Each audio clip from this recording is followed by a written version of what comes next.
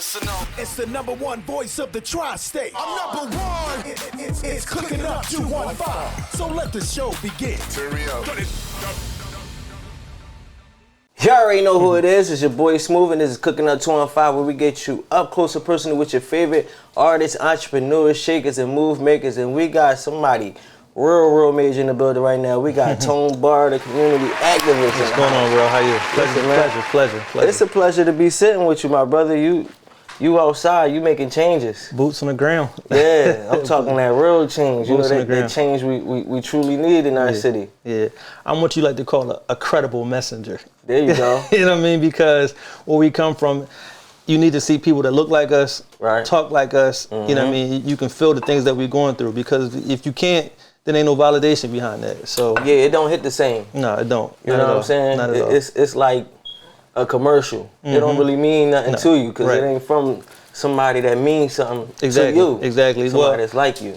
If you wasn't never hungry, how can you, you know what I mean, feel what we're going through? Exactly. You know what I mean? So like, that's why I said, like, I'm what you call a credible messenger. We all are, though. Mm-hmm. You know what I mean? And if you're not from the environment, you're not from the community, then you're not going to feel the pain that we're going through. So it's really time for some real people to step up, do some real things for our community. That's a fact, man. And I think you do it in the best way possible, because I don't want to say it's in a way it hasn't been done before, because I don't know. You know, everybody has took their chances and tried to make the change while they could. Right. But I feel like, you know, you bring a lot of influences, incredible people to the table. Right. You fly guy, you know what I'm saying? You got your own history. Mm-hmm.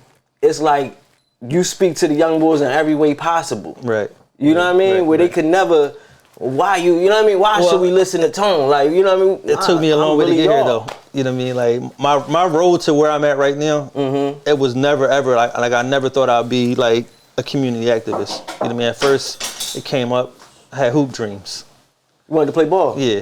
Oh, so you really be balling. I seen you did like the celebrity games and all that. Yeah. See, but I'm washed up right now. But it started with the hoop dreams. Yeah. You know what I mean? Then the hoop dreams didn't work out. Then it took a path that I became a funeral director. So, you know what I mean? Like, I was a licensed funeral director until I got arrested. When I got arrested, I lost my license, but I was still doing funerals.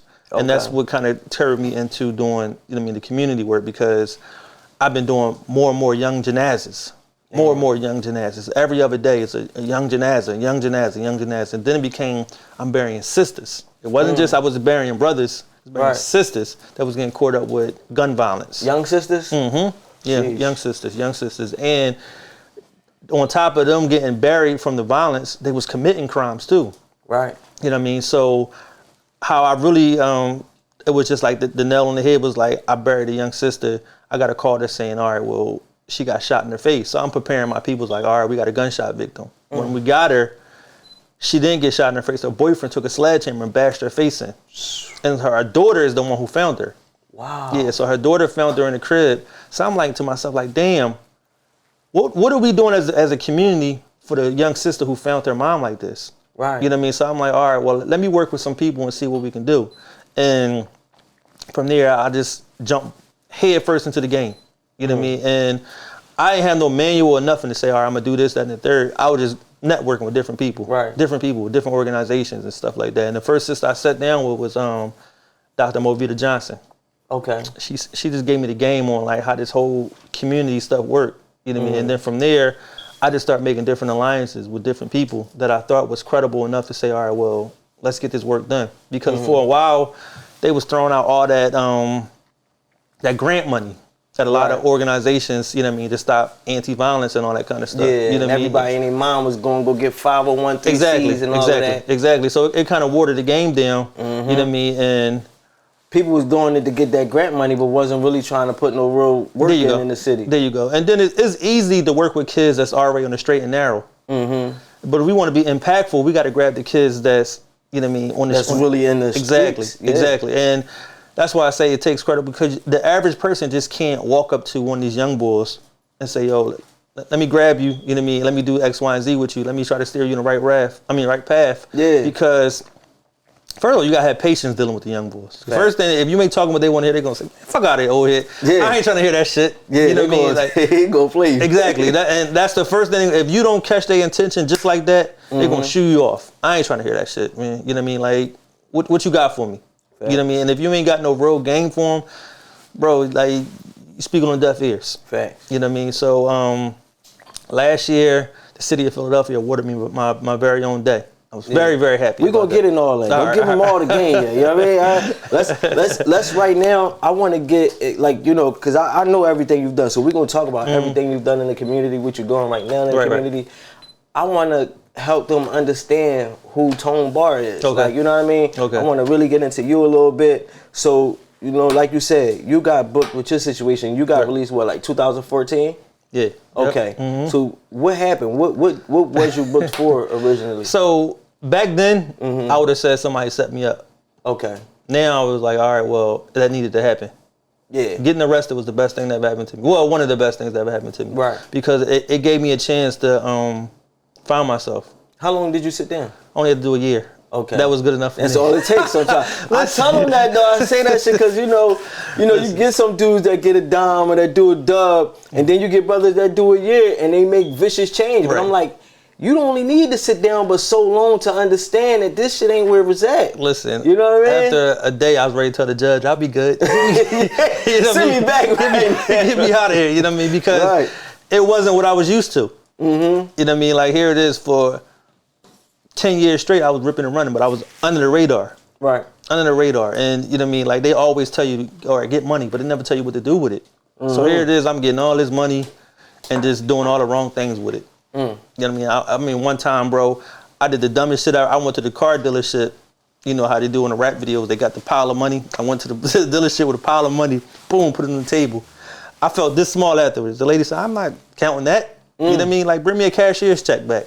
I'm like, no, well, I thought they do this. Like, this ain't the rap video. This is real life. Real life. You know what I mean? So just different changes that I had to go through. But getting arrested and being around real good men that set me down and said, listen, you got 2 college degrees. What the hell you doing in here? Damn. Most niggas can't even read or write. You know what I mean? And I'm helping young boys read and write letters home to their mom. You know what I mean? Who actively out shooting, but they can't even read or write. Right. You know what I mean? So by trade, I'm a natural nerd by heart. That's before anything. I love to read. I love to write. Like, people really don't even really know that side of me. Like, I'll sit and I'll devour a book. And a lot of us are. It's just the way we come up. You know what I mean? You get taught to suppress that nerd side of you. Like, you know what I'm saying? Like you said, I'm a nerd too. Like, when I was a young boy, the glasses, all that shit. I was smart. I liked astronomy. You know what I mean? Heavy in the stars and the planets and all that. But listen, they teach you in our society, being smart, you a nut. Right. You only cool if you play ball, you fucking a lot of bitches, you getting money, you know what I mean? But all the wrong shit. Exactly.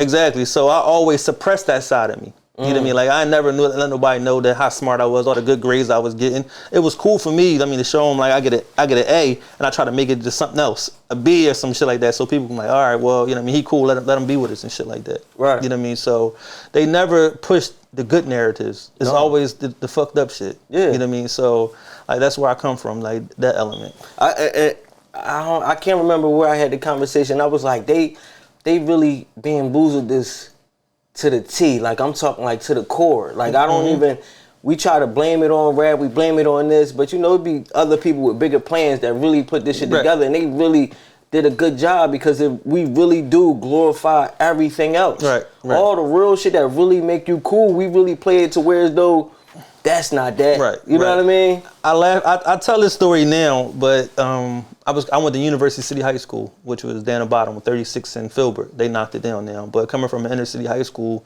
we had to take like the SATs to get into college. So at that time, I think a perfect score was a 1600. I scored a 1480 on my SAT. Damn. You know what I mean? And I had a full scholarship to go to the University of Penn. I was in National Honor Society. I was in something called Philadelphia Futures. I was in something called Upper Bound. Always suppress how smart I was so I can just fit into everybody else. I always dumb my situation down so I can fit in with my homies and shit like that. You know what I mean? So, like I said, I tell that story now because if I can tell myself what I was back in the day, like, yo, bro, and you really can be something different. Here it is, coming from University City High School. I got a full scholarship to go to the University of Penn on the academic, not from playing ball, just from checking marks off. You know what I mean? Right. Exactly. So just from knowing the answers.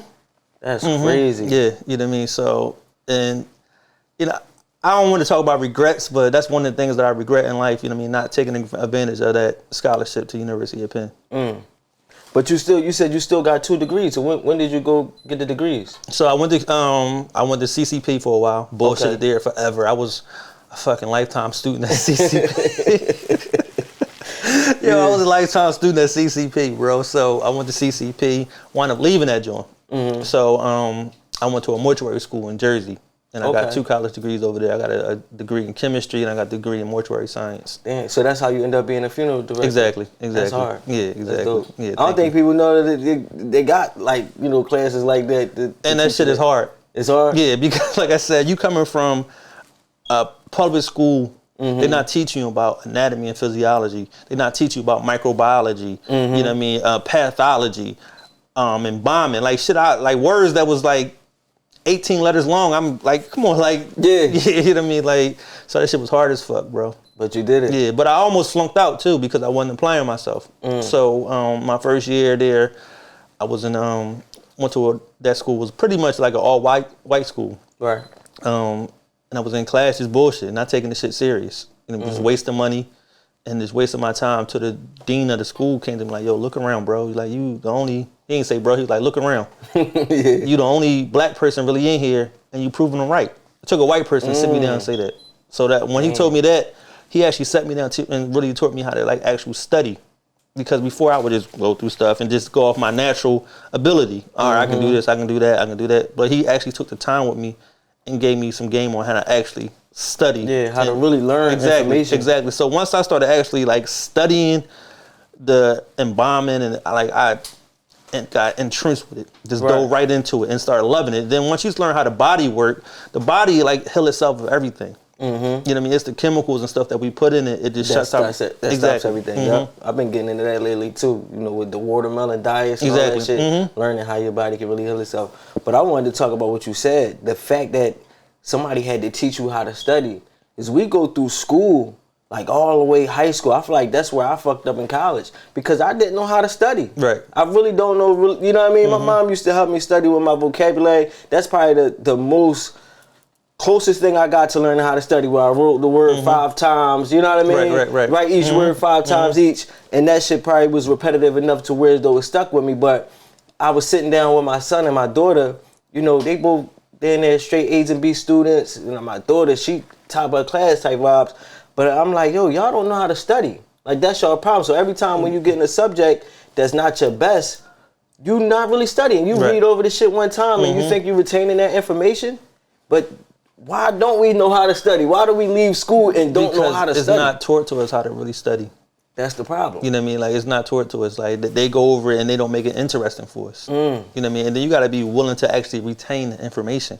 True. You know what I mean? So it's like, all that shit plays in part, bro. You know what I mean? Like, you can't just sit in front of a book and just start reading stuff because you're going to lose track. Right. You know what I mean? Like, if it's really not nothing that you really want to sit in. You're going to start daydreaming. Exactly. You're going to start daydreaming about something else. You know what I mean? Then you forget what you read right here. You know what I mean? Then you go back here, you start mixing and pieces stuff together and it don't work out. Yeah. You know what I mean? So it was a real good situation that he actually sat down and took his time to show me how to study and be a productive student, because I was on the road to just flunking out, and it's crazy he cared to even do it though. You know what I mean? They always act like, you know, they not out there to help us. There's some good ones, you know, some people that want to see you succeed. For sure. So that's dope. For sure. So 2014, you get out your situation. What do you do after that when you first come home? This is when you go start working at the funeral home and all that stuff? So if I'm being honest, I was like, yo, I'm going back to the block. You know what I mean? Because the phone, I had started my phone situation rolling. I gave my phone to my man when I was locked up, say, all right, here, take this. Right. You know what I mean? And when I come back. Back popping. But I was fortunate enough that I was in a work release program when I was in prison at David Dodge in Glen Mills. So I was the first person that they hired from Glen Mills, from the work release program. So they gave me some structure. So when I came home, I was busy. So I really couldn't tap into my phone like I wanted to. Right. You know what I mean? So my man still had my phone. And I wanted to impress them, so I was always there early. And then I always worked late, so I really didn't have enough time to go back to the phone. And the phone was making way more money than I was at the job. Exactly, but I just didn't feel like circling right back. Because when I was in, I seen people come home, they go right back. Come home and go right back. So I didn't want to be that boy like, damn, you just got out. You right back in the joint and shit. You know what I mean? So I was blessed enough to have a resource where they took an opportunity on me. So I didn't want to even let them down because they took an opportunity on me. You know what I mean? So that was a good situation. I came home on resources. And my wife played a part in that too. You know what I mean? Like I came home, we was in a different situation, living wise. You know, we wasn't back in the neighborhood. We moved to like a little county little joint. Okay. You know what I mean? And it was cool that I was out the way for a little bit. Right. Yeah, so like that was good. You start feeling that life. You start feeling like I could do this. Exactly. Like, you know what I mean? Exactly. So get a taste of it, it'll keep you straight. Exactly. You ain't gotta dream it no more. You down there here, you like, all I gotta do is stay straight. Right, exactly. And not fuck up. Bro, it felt good. You know what I mean? Like I came home like, damn, we got a garage. You know what I mean? Like, that's different. Yeah, so it was good, bro. It was real good. Because people don't even know too. Like it's something about when you come home, right, and you understand like all the shit you was doing that whole time. You always worried about when the gavel gonna fall. Like you know what I'm saying? When they gonna catch up to you, or when you gotta pay the piper for what you've been doing. Right. So it's something about when you finally get that clean slate. The devil always tempt you and want you to come back, but it be like, man, that clean slate is worth it. Right. That peace of mind. See, and I'm glad you said peace of mind was everything, because when I was ripping around, running and hustling, I was putting out a bad product. So everybody just seeing the money. So now I'm putting family members on me that want money. Friends that want money. You know what I mean? Now I got the cops on me. You know what I mean? Just putting a bad, you know what I mean, persona out. Right. Because like I said, they always tell you to get money, but never tell you what to do with the money. Right. You know what I mean? And now I was like, all right, well, fuck it, I'm getting money. Let's bust out to get the rollies. Let's get the cars, all this shit. So now I'm driving in the neighborhood in a brand new Lexus, and I wound up getting robbed. One of the young boys in the neighborhood went to the crib, you know what I mean, and somebody who I treated good went to the crib, and it was a lesson though. I had to go through that shit. You know what I mean? I was talking to one of my old heads, and he was like, man, he ain't worried about, the only thing he sees is that Lexus at the, in the front of the car. You know, that's the only thing he worried about is that L. Like, he not worried about the bills that you got to pay. And everybody know, like, what we know as adults, when you get a car, it's a car note. Right. It ain't like you pay the motherfucker off. Like, you got to pay a bill on that joint and shit like that. You know what I mean? But, you know, like I said, everything was a lesson, a blessing. You know what I mean? And I'm here. I'm glad to where I'm at right now. Yeah. You worked it all the way up. So fast forward. You in the funeral home, you say you get the young lady to come through and her face bashed in. And that's when the switch hit. Like, we need to do something for the community. Right. Because I seen so much death. You know what I mean? Like, I done seen some wild things in the funeral home, bro. You know what I mean? That's a hard job.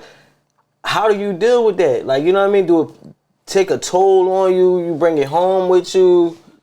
I don't think I ever bring it home, to be quite honest. You know what I mean? Like, I get joy out of hearing the families like, oh my God, like, I finally get closure because you gave me a good funeral. You know what I mean? So I really be working hard as shit on the bodies to make sure the bodies look exactly how that person is remembered. You know what I mean? Like, I had a boy, his head was chopped off one day.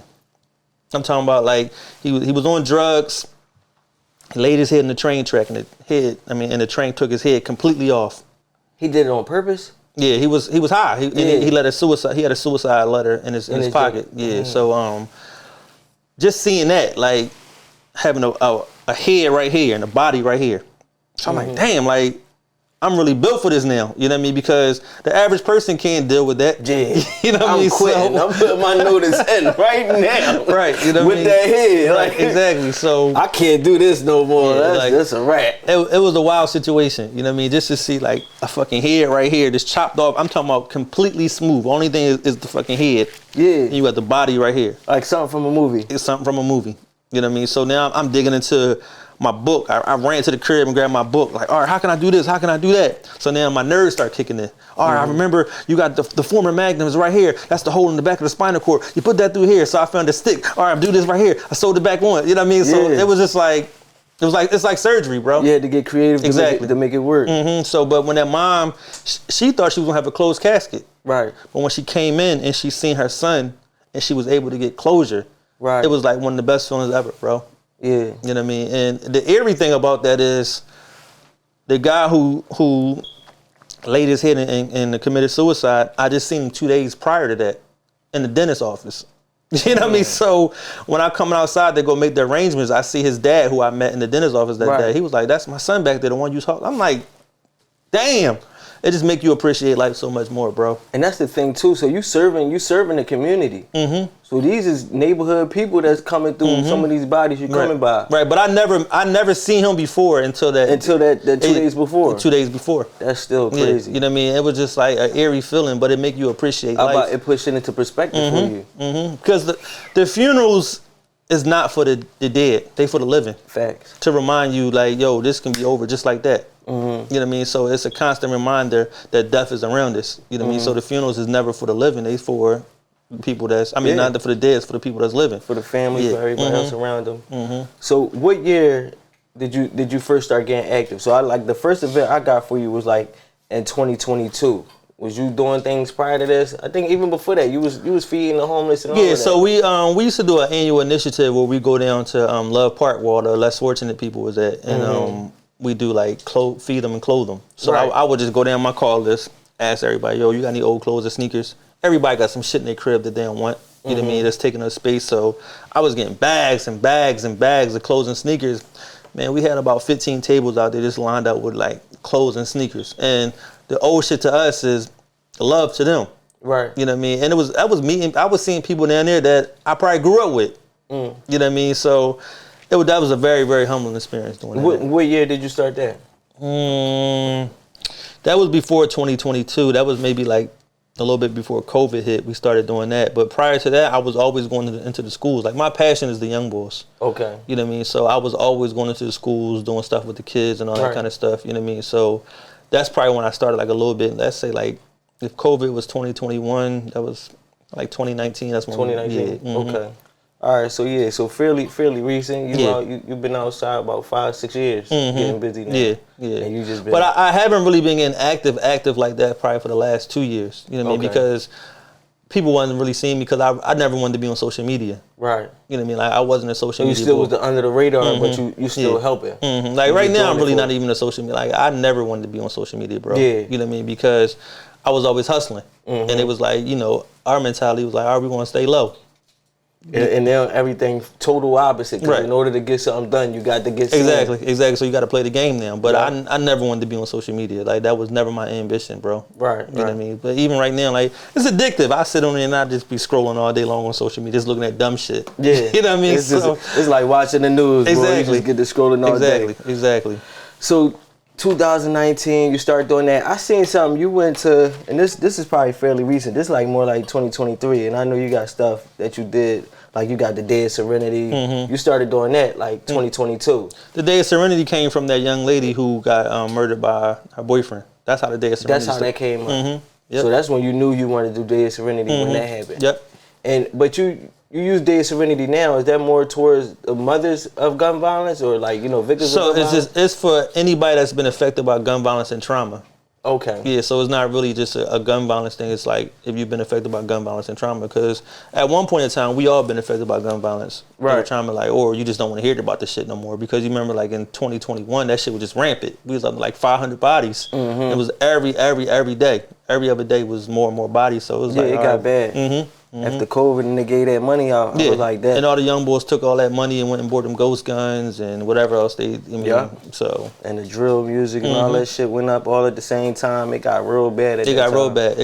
And you remember it was a time when like women and children were safe. You can forget about that shit now. Yeah. And it's crazy because it was just they children. So it was like kids killing kids. Right. Like when they killed the young boy out the McDonald's, he was like 15. His little sister got shot. They didn't even care. He was with his mom and his dad. Listen, the mentality of these young boys is horrible right now. Yeah. It's horrible, bro. And you talk to them, and they got so much trauma in them. They got so much mental health issues. You know what I mean? So it's hard, like even trying to hold a conversation with them because their mind just be going all over the place. You know what I mean? And the only thing they see is revenge. They got black hearts right now. So if me and you outside chilling, and that's all we started playing basketball together. Then we started shooting and stuff together. Then somebody come and kill you, and we 15, 16 years old. I don't know how to process that. The only thing I know is I need to get revenge. And then they get that lick back, and it's like, all right, it's going to do one of two things. It's either going to slow you down or it's going to turn you up.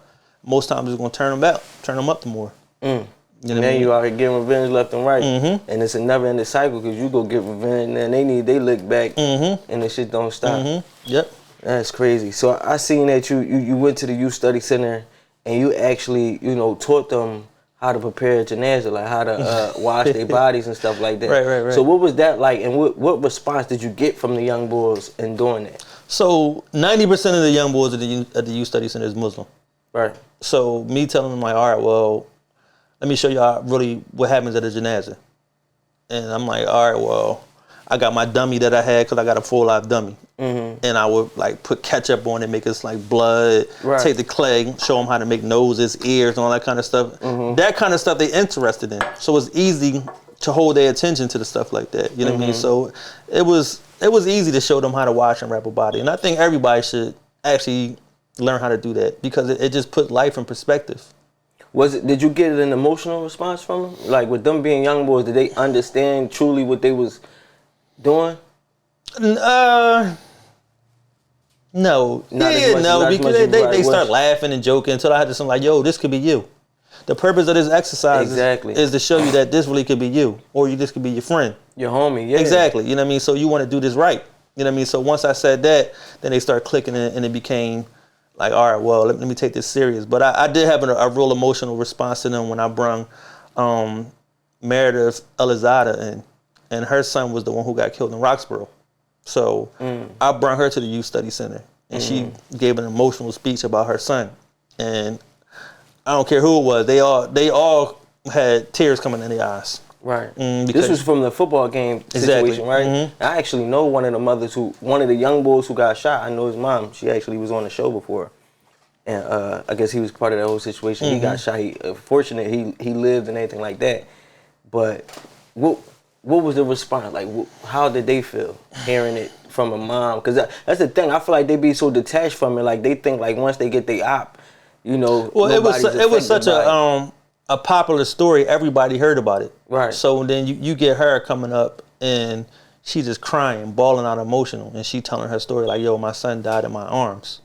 You know what I mean? And the young boys, it hit different with them because here it is right in front of their face. A grieving mom, a son who had nothing to do with none of this dumbass shit, got killed. You know what I mean? So like they took it. Then we went downstairs to the girls' unit, talked to them about it, and they was all emotional because a lot of these girls, they be like, we be thinking they innocent, but they be out here doing a lot of dirt too. Right. You know what I mean? Setting people up. Yeah. Trolling on the Instagram. You know what I mean? And just doing the wildest shit. Fueling the fire. You know what I mean? So that was a real emotional experience when we brought her on up there, and they need to see more of that, bro. You know, what I mean? They need to see the other side of the gun violence. Yeah, you know what I mean? Because most times people don't see that. I wish I can take them to the morgue with me and show them what a bullet hole in the body look like. You know what I mean? To see like, all right, well, this would a dead body look like from the gun and all that kind of shit. You know what I mean? So I wish I can actually take them on a field trip and bring them in the morgue and see like, yo, like this is the sad reality of what's going on out here. I think that's needed, man. Yeah. For a while, I have reached out to somebody, the guy who handled all the canceling Burke, what's his name? Damn, I don't know why. It's something Burks.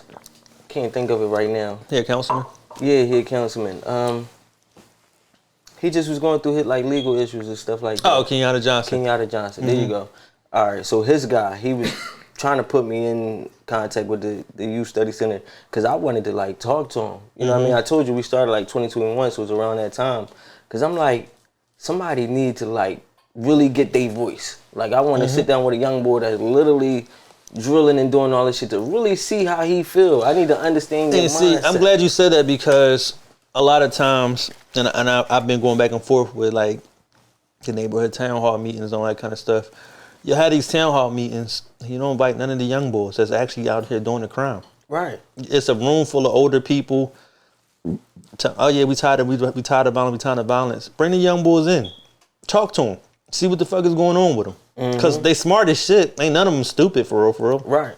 They work one of these all day long as a computer. They can do damn near any and everything on these joints. You know what I mean? So in order to know what's going on, you gotta talk to them. That's a fact. You know what I mean? You gotta see what's going on. You like, we don't have the answers. We 45. I mean, I'm 44. You know what I mean? Like the shit we was worrying about back then, they worried about on a different level. Listen, it's not the same game no more. Right. So you got to listen to them, and then they'll tell you what's going on. I mean, and if you're not credible enough, then you just need to leave them alone because they're gonna hold you accountable to it. You know what I mean? If you don't, then like I said, this game ain't for everybody.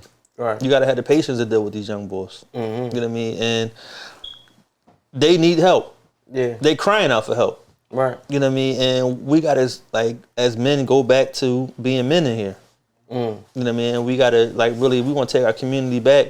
It starts with people like me and you. Right. People that they look up to. They look on the Insta. Because the first thing they're gonna do, they're gonna check your card. Let me see what he doing on Instagram. Right. That's their validation. Right. Let me see what he doing on Instagram. It's like credit you got. Exactly. Then from there, that's how you build levels of trust with them. You know what I mean? So that's why I do all that community work because I never just wanted to be the boy to say, all right, I'm doing. I wanted people to see what I'm doing. You know what I mean? So that's when I'm like, all right, well, Instagram makes sense. Let me feed into this so they can see what I got going on. You know what I mean? I just didn't want to talk a good game. I wanted them to actually see what I was doing. You know what I mean? So that's how the whole Instagram thing came about. It's dope, man. It's good to see, though. And, you know, they got to be able to see it, and it's good for other people to see it, encourage other people to get out there and get busy. There's a lot of good people out here doing a lot of good work, too. You got my bro, Salim Hassan, Soldiers Recovery. He's doing a lot of good work. Big we Duke. just dropped this episode, too. Okay, yeah. He thorough. Big Duke. You got Ricky Nomo, Sister Talia Teller, Sadia Bagley, Nadir Winters, Manny 215. That's my guy. Yeah, it's a lot of people that's really out here, boots on the ground, working. Yeah. You know what I mean? Really, really working, trying to. But it takes all of us. It really takes a village. Facts. You know what I mean? Because the kids is getting younger and younger on their shit. Yeah. Younger and younger, bro. You know what I mean? The youngest person I worked with at the Youth Study Center was 11 years old. 11 years old and in the streets. That's a kid. Kid. But he'll tell you about a gun. He'll tell you every little instant about a gun, bro. But he can't even probably sit in there and write a paragraph. 5 sentences. He can't probably put 5 sentences together. But he can tell you about a gun, how to use it, put a ski mask on, jump in your car. You know what I mean? And do other kind of treacherous shit. But like I said, it's gonna take people like me and you. You know what I mean? Take some time out. Start working with them. Right. You know what I mean? And be consistent with them. Consistency is the key. The first day I learned when I went to Youth Study Center, one of the young boys said, are you going to be here for us? You know what I mean? Are you going to be consistent? And that's when I learned, you got to come here. You know what I mean? It just can't be no, I'm coming up for photo ops and all that kind of shit. Yeah. You know what I mean? Fuck the photo ops. This ain't no campaign. No, fuck the photo ops, bro. We got real shit going on out here. Right. Real shit going on out here. And too many people, we got too many grown men living their second childhood. Want to be cool with the young boys. And it's cool to be cool with them. But what you giving them? Right. How you being impactful with them? You know what I mean? We ain't just talking about burgers and french fries. We talking about saving lives and shit. Right. You know what I mean? Anybody can take them. Yeah, anybody can take them to the store and get them some food and all that kind of shit. But what do you want to sit down and actually give them some game? All right, young boy, listen, I'm going to work with you. I'm going to take my time with you. I'm going to see what you need. You know what I mean? And we're going to work together. Right. That's what's needed. Let's do it, man. You've been doing it. You leading by example. So, we about to get into the second half where we could talk a little bit more about the things that you actually been doing and making an impact. But you ready to get to this food? Let's do it. I'm always rubbing grub. Listen, man. You already know who it is. It's your boy Smooth. We sitting here with community activist Tone Bar. It's Cooking Up 215. We be right back. Let's go. It's our favorite part of the show. That's your favorite? Yes, sir. Chef, what you got cooking? You already know. You already know who it is. It's your boy Smooth, Cooking Up 215, and you already know it's my favorite part of the show. Time to get to that food. Now, you know I got my girl Chef Q here, got my man Tone Bar in the building. So, what you got for me, Kill? All right, today, well, first of all, you couldn't do the best without the best. You already know. No. But all right, y'all, so today we got a pineapple fried rice with a Cuban salmon and a teriyaki bourbon sauce. Just drizzle on top. When I say the rice next level, it's trying to say, look, you ever just take that first bite of something and you just gotta savor for a second? Or process it. Yeah, you gotta. Yeah. That's a processor right there. And I ain't talking hungry about too. Exactly, and I ain't talking about AOL. I'm hungry. That's processor. Listen, it's looking. You know I love when you come with the sauces. You put a little extra sauce on the side for me. I got you on the You got me with this sauce. I already know. I need some sauce, my joint. How you feeling, Tom? I can't wait to dig in. It's gonna be amazing. I can't wait to promise. dig in. Q don't never, ever disappoint. I purposely didn't eat all It has day. never happened. It has never happened in all these years. It has never happened. So, yeah, you gonna. Yeah, I purposely didn't eat today. That's a good thing. Yeah. So you gonna be stuffed, don't You you? gonna be happy. Your stomach gonna appreciate you. Listen, I Your can't stomach wait. definitely gonna appreciate you. Thank you So, very much. you already know, Q. Let them know where to follow you, how they can get in touch with you, get you some of them good food like this. All right, y'all. So if you want a pineapple salmon bowl like this, you can find me on you can find me on Instagram at chefq_cutthroat. Listen, man, there you go. Chef Q, my man Tone, your boy Smooth, cooking at 215. Let's get back to the show. Let's go. You already know who it is. It's your boy Smooth. We right back at it. You already met my man Tone. We got Nadira of Hijabified Clothing joining us. How you doing, Nadira? I'm good. Yeah, you were actually supposed to already have, came on the show. We spoke a Right. while back. I told you everything happens, I know, God's right? timing, man. Be on point. Like everything happened the way it's supposed to happen. So I appreciate you joining us. Thanks for having me. My girl Chef Q, she put something special together for us. So you right on time. You know what I mean? I see. It's when we pick up that fork, we dive in. You know what I'm saying? See what it's hitting for. We got the Cuban salmon with the special rice. And the sauce is really good. And had to get a little extra cup. Chef Q did a thing. She don't be playing. I already knew the sauce was gonna be hitting. Like, give me a little extra. That rice hitting, but ain't nothing like a good piece of salmon now. Salmon is really good. This is hitting. Smooth. So I purposely didn't eat all day so I can tear this up. Yeah. I told you I was gonna act the fool on camera with this shit. listen, man. Some people like to come and want to be pretty. I don't see how you do it. Nah. Not when the it's really food's this good. good. You know what I mean? No. It's too good to be acting shy with it. It'd be hard for me to get back in conversation sometimes. Facts. It's a 10 out of 10 in my book. I be really trying to get into it. Like, She warned us about the rice and she wasn't lying. it's hitting. Man, it's really hitting. This salmon ain't no joke though. With that sauce, it got a little kick to it too. What? Yeah. Yeah, I like a little kick. You know what I mean? Tone is done. They ain't play no games. But I did real quick. Tell us about you and your brand. How you got started? So I started Hijabified Clothing in 2013. As I was working for the city, the sanitation department. Well, I don't want to talk about sanitation and y'all eating food. We alright. We grown, man. But yeah, I was working at the sanitation department, throwing trash behind the trash truck. I had just had my son probably like 2 years before, and every day I wanted to quit that job. Like, it was the worst job I ever had, so I'm like, I gotta figure something out. And I started selling t-shirts. Okay. And I came up with this name, I just came up with it, like, so it was like really a made up name, like, and I'm like, all right, it's gonna mean stylishly covered, because I'm Muslim. And yeah, I started the t-shirts, and the t-shirts ain't sell at all. And it was like discouraging, kind of. So I quit.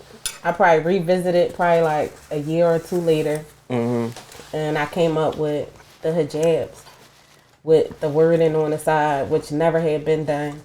So it was kind of like an iffy thing, like, is they going to flock to it? Is they going to hate it? Right. And it just was like, I just jumped out there and did it, and they fell in love with it. And it's just been Rolling ever since. rolling ever since. What's that in your Yeah. foot over there? Oh, That's crazy. so, yeah. Okay. So, this is your first business, My first business, and you managed to get some success. after like After 10 the or t-shirts. 11 years. That's how long you been It's doing been it? a while, yep. 10, 11 years. Yep. You outside. It's been a while. Yeah. Yeah, it's been hard, but I'm here, so. And it's crazy because, you know, like we said, Jazz is here, and Jazz got on the joint, right? and didn't even know you was coming. So it just showed like that it's out there. Yeah. You know what I mean? People supporting. That's love.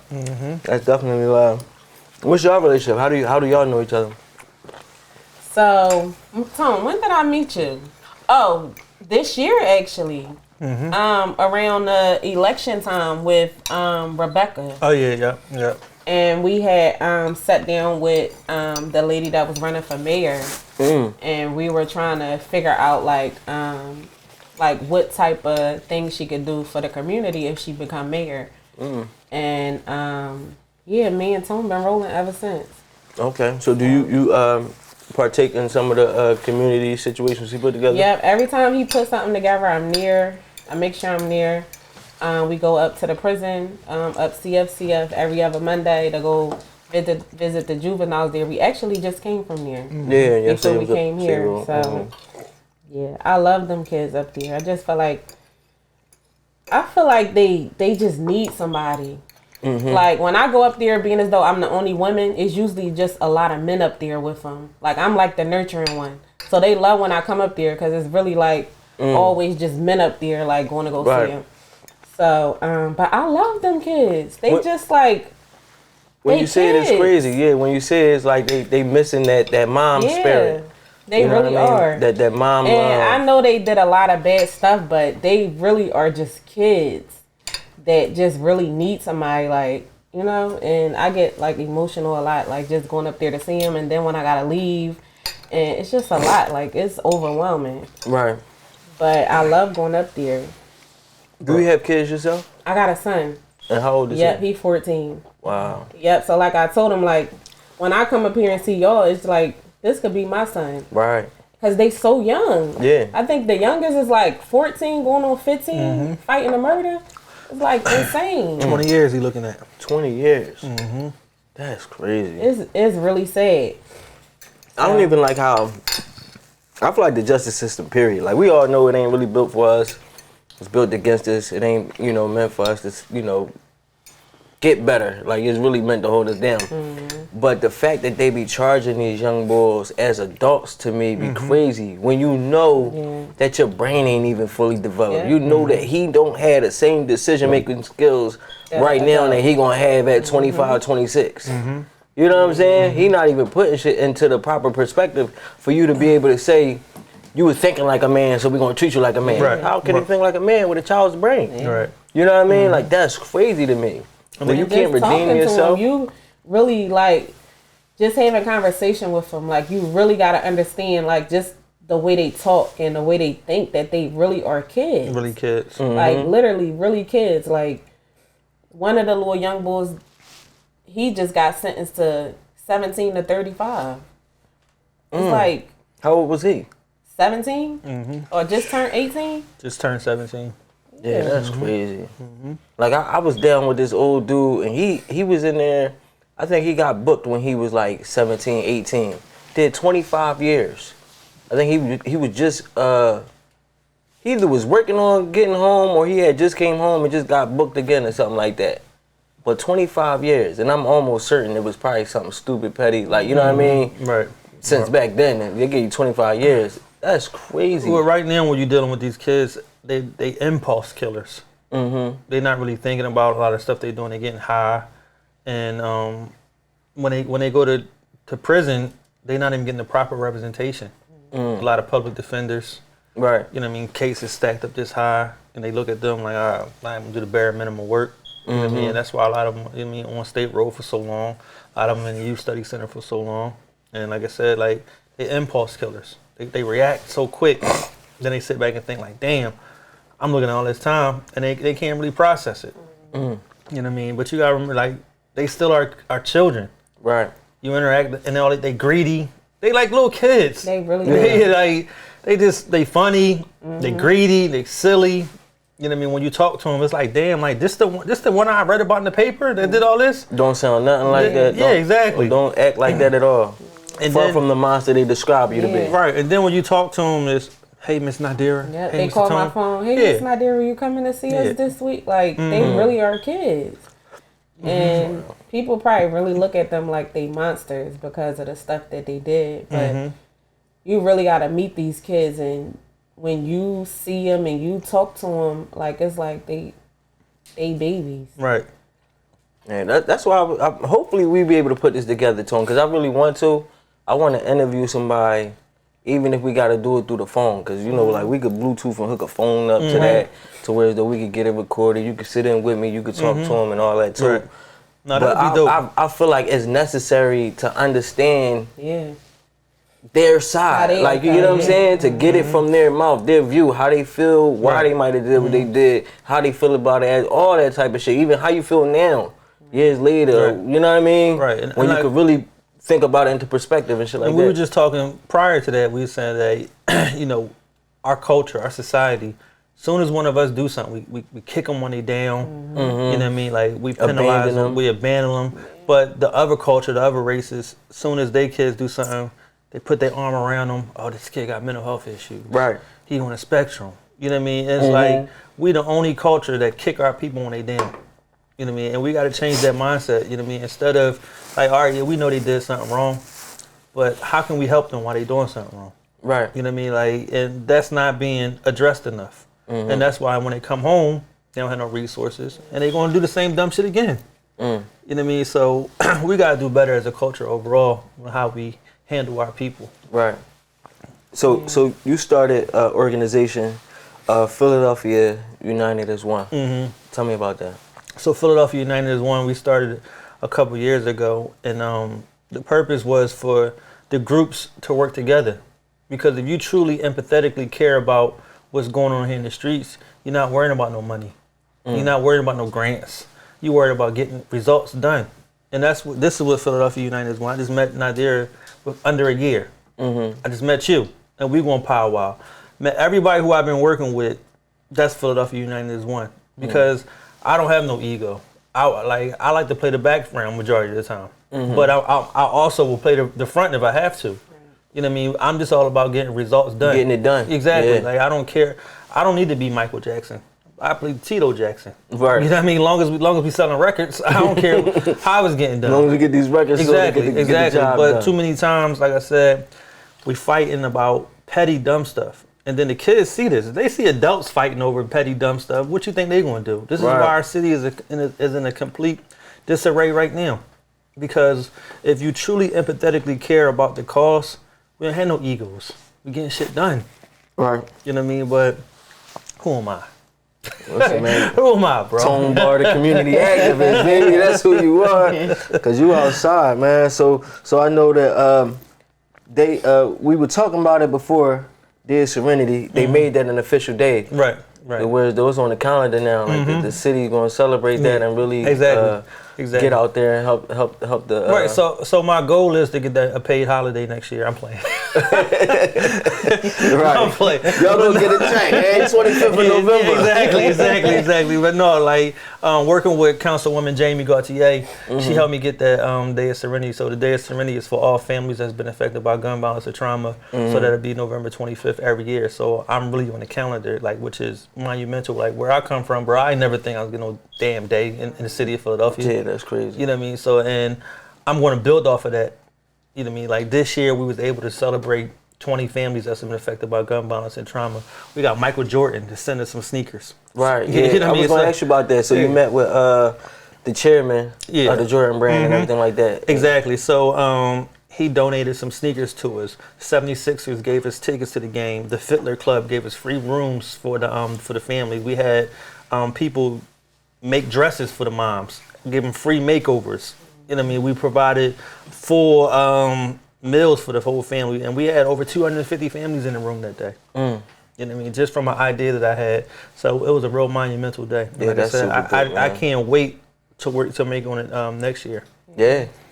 And it seemed like, man, you do so much. Like, I was just looking, like you said, you're not really a social media boy. So like you said, like 2022 is like when you really got out there, and it's like back to back. You know how some people is like once a year. Right. You know, even me and you, we in the text every Thursday, bro. Come on, come feed the homeless with me. You know what I mean? Like, you know, I ain't get to make it down there yet, but I definitely want to come down there. Like, I'm gonna stand on my word. I'm definitely gonna still that's my baby right there too, where we was able to create a free supermarket for the community. Right. And the free community market. Exactly. So now we on a tip where, on top of giving the families free groceries every week, now we provide hot meals for them. You know what I mean? We ain't talking about no soup and crackers. Right. You know what I mean? Like, we got restaurants donating fried fish. Yeah. Macaroni and cheese, candy yams. We got my brother Rafiq from the Crab Plug next week. He going to give us crab legs. You know what I mean? So it's like everybody can eat good. Exactly. So the goal is for us, like, if you working, like, you know what? I ain't gonna go to this restaurant. I'm gonna come here and grab a girl up here with them and sit down and powwow with them, because you get good communication over food. Let's sit down and talk about how we can do this or do that. Yeah. You know what I mean? So that's where we at with it, man. And I'm not in no competition with nobody. I just want to work with people and get stuff done. Yeah, it seems like you got a open door policy, man. I don't think I've seen somebody who's, man, like, you know, you got the SARS out there and all that, but I seen your list of people that you got coming through helping with these situations, and it's like from the muscle type vibe. It ain't about being cool, you know what I mean? Right. And they out there with you, a lot of them. You know, it's crazy because majority of the volunteers that come and help us, they were standing in line getting groceries from us. You know what I mean? So now they come in, help us. Now my son is out there helping us because he grew up in a spoiled, entitled life. It was like, all right, well, let's show you something else. You know what I mean? Like, let's show you the other side of this, because it ain't always glitz and glamours. Facts. And the kids don't get to see that. Like I told you, my sons, my daughters, they, you know, they think everything's sweet. If they ain't got the latest sneaks and the newest iPhone, I'm like, man, they out here hungry. Y'all tripping. If you think I'm going to just do this and do that for free, for nothing and all that, it's real out here. You could really be down bad. No, you got to appreciate what you got. A lot of families do be down bad, bro. They'll come to me and say, you know what, this food that you gave me right here, this got me through the week. I'm appreciative about that. But then I'll get some assholes that'll come and be like, I ain't get enough. Right. You ain't give me 2 cartons of eggs. For real? I ain't get enough lamb. And what I really would want to say, take your ass to Acme. Yeah. Or one of those stores and complain to them. But, you know, this is not purposely for you to get through the month. It's for to get you through the week. Right. But our people will complain. They will complain, bro. Yeah, that's you know crazy. What I mean? So you give anybody anything too good, they gonna find something to complain about. You gotta have thick skin when you're dealing with the public, bro. Yeah. Like, seriously, cause you can't appease everybody. Exactly. That is wild.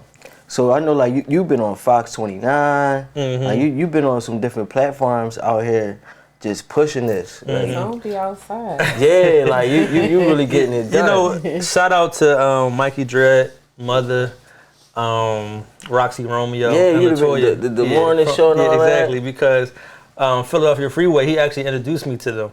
Yeah, and I built such a good relationship with them. It's a funny story that he was calling me one day, like, yo, Tone, call up the morning. I shouldn't tell him, but he was like, yo, call Mikey Dredd up because I need to get on the show. Like, I know you introduced me to him, but I need to get back on the show. So I was like, I built such a good relationship with him that he called me to like, yo, help me get him get on the show. Shit like That's that. Crazy. Yeah. Man, you done got so tight with him, you the plug. Exactly.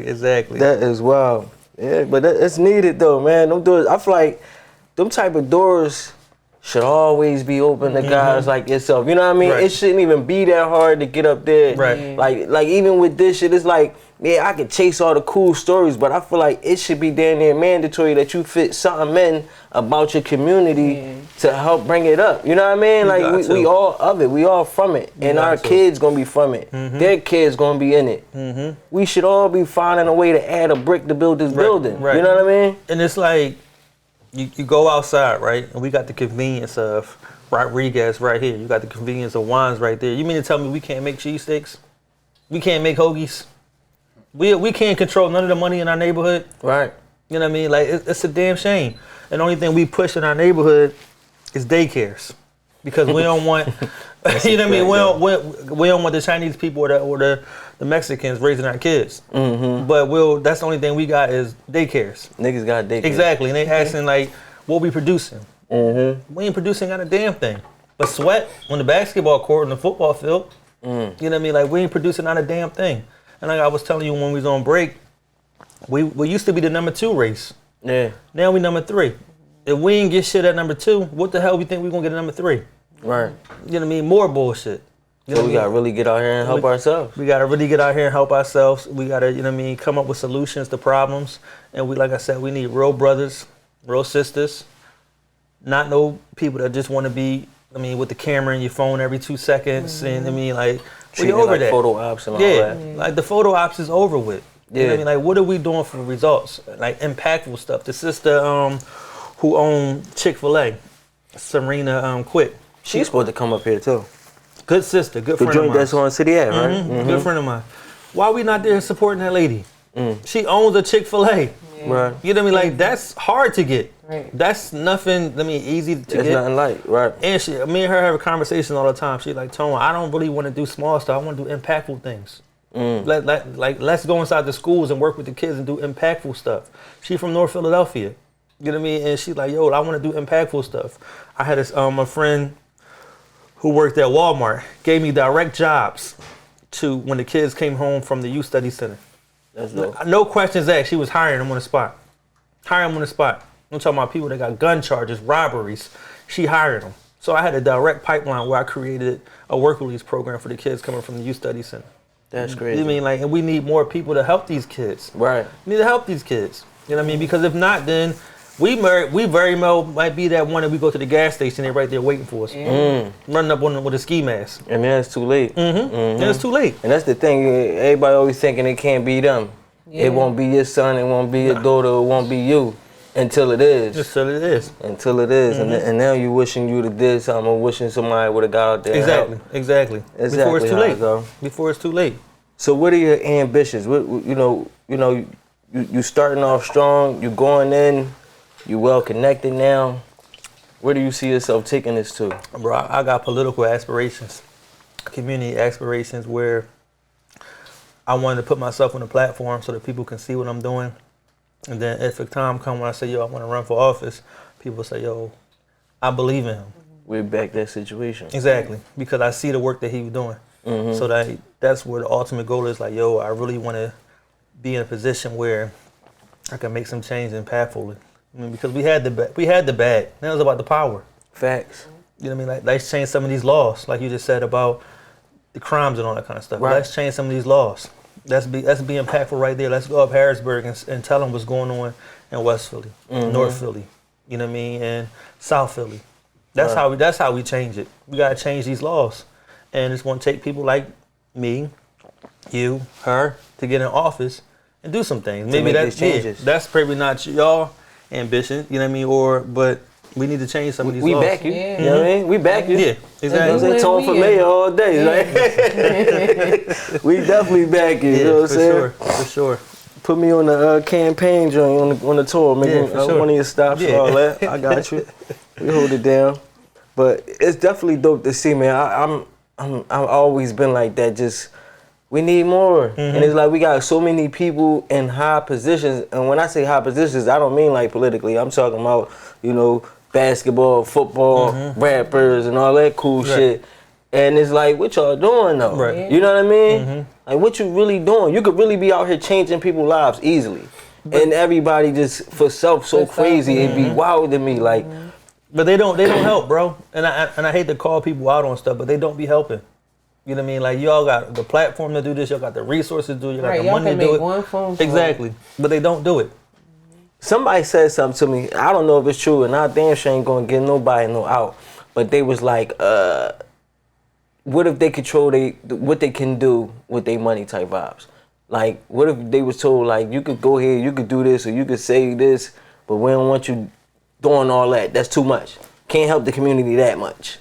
Like, you know what I'm saying? Because they be controlling the check. So it just put it into perspective. Because I'm like, why don't, you know, I feel like so much more should be done. We got a lot of black millionaires out there. Damn near now we got billionaires out there. Like, this shit is crazy. Right. Everybody put $1 million up a year. A lot of changes can happen. You know what I mean? We got about 20 that's just from Philly by itself. Right.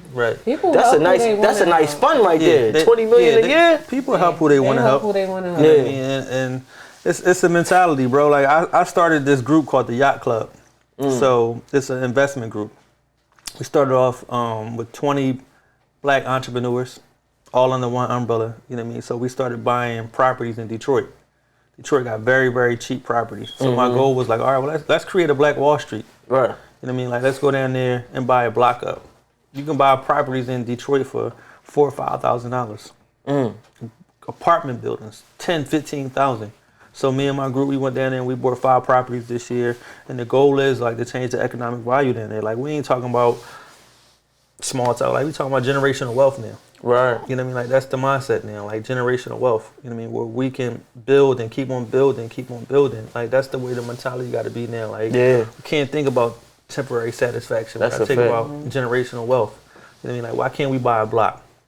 You know, why can't we, you know what I mean, own a couple buildings and stores and all that kind of stuff? We can, but we don't. We just don't. Yeah. I think it's definitely imperative right now that we also, like, if you got that type of knowledge, that we actually start instilling that knowledge early, or at least making it available. Because that's like one of the things I hate was that it's like it's so out there now. I'm 30 though. I'm 35. You know what I'm saying? And the crazy part, the wildest part, I ran into my bag at 20. You know what I mean? I was outside moving, sticking and moving. I was 1,000 a day type vibe, like, and I did nothing. Like, me and my wife down South Street. We Six Flags. I'm buying cars. You know what I mean? Getting them took by PPA. Leave it there. It's like we don't be knowing what to do with the money. Like, and you talked about it, like, just you have it, but nobody tell you what to do with it. I really feel like, man, we got to make it, and not where as though these young boys got to go and spend $1,000 to get the knowledge, because that's one of the problems I got now too. Like, all the dudes with all the knowledge want you to come with $1,000 to $10,000. Right. I'm trying to get money. You want to get my money. I need this to make the money. Like, we got to have people that want to just genuinely help. You know what I mean? You already got your M's or you got your couple $100,000. Teach the game just so these young boys don't got to go out here and think they got to get busy to get to this bag. I just said, if you empathetically care about what's going on, it ain't about the money. Yeah. You know what I mean? Especially if you already sitting on some bread. Because, I mean, they show us all the time on the Instagram. They always up. They jumping out the Rolls Royces. They all got the flies, Exactly. But why you need my money then? You know what I mean? If you got all this, why you need my money? That always confused me. Just teach me the game. You know what I mean? Let me get on your level and shit. That always confused me. I'm like, bro, you should just share the shit, man. Like, goddamn, what else you want? You popular? You got money? Exactly. You want my money? You ain't popular? Exactly. God, that's crazy to me, but you know, we gonna get better. And the only way we do it is through this and shit like that, and we lead by example. And I really like what y'all doing for the community, man. Like I said, Cooking Up 215, we here. Okay. So, you know, whenever you reach out, you got something going on, let us know. We definitely want to get down. Let the people know how they can actually get down and help contribute, or, you know. Well, you can reach me at TonePo5 on Instagram. I'll be at 4700 Walloosin Avenue, Philadelphia, Massachusetts, every Thursday from 10 till about 2:30 doing our free community supermarket. But the best way to reach me is on Instagram at TonePo5. Oh, you can reach me at Hijabafat9 on Instagram or Hijabafat Clothing. Listen. Is there anything else that y'all want to say to the people directly that we didn't get into? I always need volunteers every Thursday. We serving more and more people. We up to maybe like 300 families every Thursday. So more volunteers we need out there. You can always do something there. You know what I mean? Like pick a bag up, help somebody up the steps with a bag. Just come and help out. This is our community. We got to take our community back. Like, we can't leave it up to no politicians to save our community. Yeah, we voted them in office, but you see what happened every time. So let's take our community back with ourselves. You know what I mean? And let's do it. It ain't gonna happen overnight. Let's do it one day at a time. Let's build, get rid of the egos, and you know what I mean, let's work. Facts. Nah, anything? No, I just feel like he said, just come help. Like any little thing is just like, I'm at work and I pull up in my work truck and I jump out and I'm like, all right, I'm here. I'm helping at work, helping. So, I mean, I just try to be there as much as I can. Like I said, with them babies at them jails, like y'all families, like they need their families. Like people just leave them there, and it's just sad. Damn. Yeah, I really appreciate this platform that you're giving us too, bro. I appreciate y'all. Yeah, like seriously. because most times people be on their high horse. Oh, you ain't coming on my show and this and the third. Like we ain't even had to twist your arm to get on the show. Yeah. Nah. And it was genuine love from the beginning with that me and you talk. So I like really appreciate that, bro. No, like, of course, 100%, man. Of course. Like I said, man, we gotta lead by example. We want shit to change. Sometimes you got to be that change. You know what I'm saying? You can't complain about everybody else and then get up there and then do the same thing. Facts. So we gonna be that change. Yes.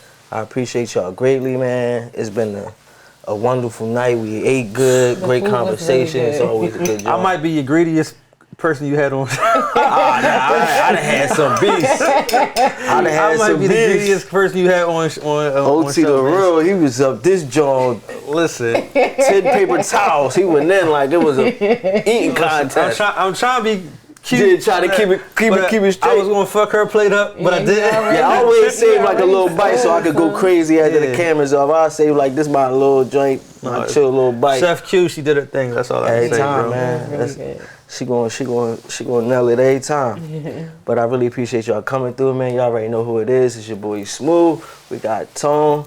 We got Nadir. It's Cooking Up 215. And we out of here. Let's go.